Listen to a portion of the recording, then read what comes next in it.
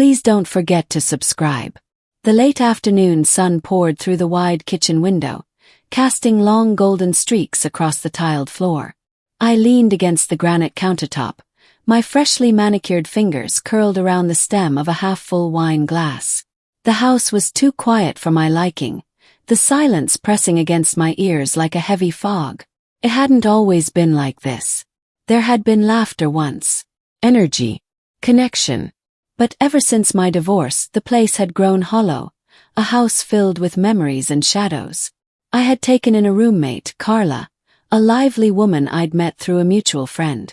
Carla brought energy back into the house, and with her came her 22-year-old son, Dylan. I remembered the first time I met him. Tousled dark hair, sharp green eyes, and a confidence that didn't quite match his age. I had felt something stir that day. Something I hadn't felt in a long time. Dylan had been helpful around the house, fixing things without being asked, running errands, even helping with my struggling backyard garden. And he'd always looked at me longer than necessary. Not disrespectful, not obvious, but attentive. I caught him watching me one morning while I was stretching in the living room, my yoga pants hugging my hips. His gaze had been hot, curious. I hadn't stopped him. The heat between us was subtle but undeniable. Carla worked long shifts, often overnight, and that left Dylan and me alone under one roof. Our conversations grew more personal, intimate. Sometimes he'd ask me questions about love, about what it felt like to truly want someone. My answers became less theoretical and more suggestive. It was a game, but it was dangerous. That evening, as the sun dipped below the hills, Dylan came into the kitchen shirtless, a towel slung low on his hips.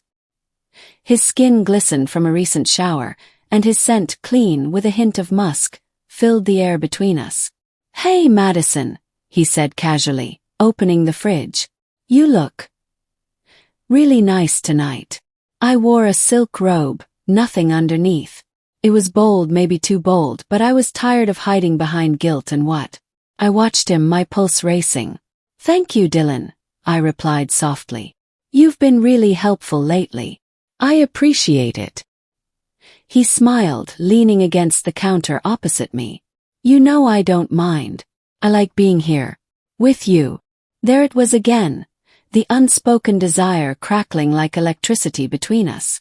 I sipped my wine and met his gaze. "Would you do something for me?" His eyebrows lifted, intrigued. "Anything." I stepped toward him, the robe swaying open just enough to hint at what lay beneath. My voice trembled slightly but stayed steady. "Come closer." He obeyed, his expression unreadable but eyes burning with interest.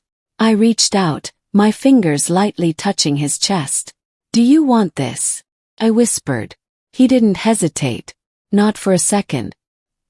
He leaned down, his lips brushing mine with a tentative fire that quickly ignited. The kiss deepened, his hands finding my waist, mine sliding up around his shoulders. The world melted away in that moment. Time slowed. The fear, the second-guessing, all disappeared.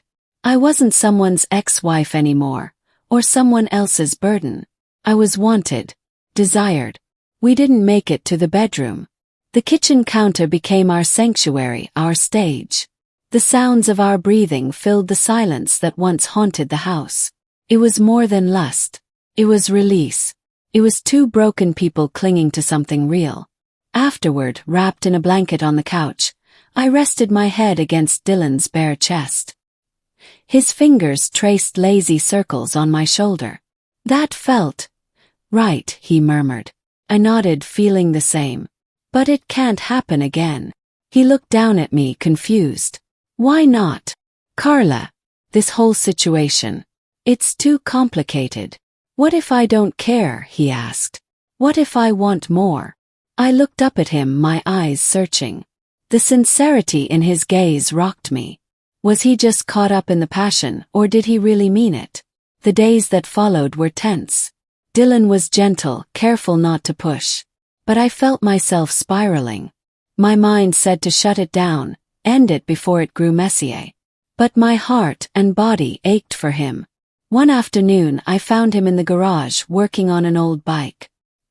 He was shirtless again, sweat beading down his spine. "Dylan," I said, my voice trembling. He turned, wiping his brow. "Hey!" I walked to him slowly. "I can't stop thinking about you." He put the wrench down, eyes locked on mine. "Then don't." We kissed again. This time slower, sweeter. It wasn't just about heat now. It was about connection, trust. That night, we made love in my bedroom, surrounded by the scent of vanilla candles and soft music. He treated me like I was something precious. I felt alive again. But guilt loomed large. Carla began to notice. She commented on my sudden glow, Dylan's constant cheer. One night, she looked between us and narrowed her eyes. "You two have gotten close," she said with a hint of suspicion. Froze. Dylan kept his cool. "Just helping out around the house," he said casually. Carla didn't seem convinced. The next few days were filled with tension. I avoided eye contact. Dylan kept his distance. But the bond between us only grew stronger in secret. One evening, Dylan left a note on my nightstand. "If this is real for you too, meet me in the garden at midnight." I waited all evening, heart pounding. When the clock struck 12, I slipped out the back door, barefoot in my robe. Dylan stood among the roses, moonlight making him look almost ethereal. "You came," he whispered. He nodded. "I had to." We held each other, the night air wrapping around us like a promise. It wasn't just a fling. It was something that neither of us could deny anymore. Still we faced a choice. Come clean or walk away. Chose honesty. I sat Carla down one quiet afternoon. My heart felt like it might tear out of my chest. "I need to tell you something. Care about Dylan."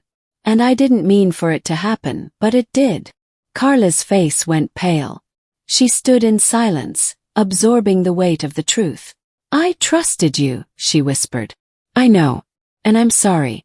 But I won't lie to you." Carla left the house that night, our relationship fractured, maybe beyond repair. Dylan chose to stay. Months passed. The scandal faded. The pain dulled. And love bloomed. Dylan and I found something neither of us expected. Not just passion but purpose. I started a new career, inspired by Dylan's faith in me. He enrolled in college again, wanting to make something of himself. We built something together, not out of convenience, but out of resilience, out of truth. Sometimes love doesn't come in perfect packages. Comes in moments of bravery, in acts of vulnerability, in taking the risk to follow what feels right. And I had no regrets. Not anymore.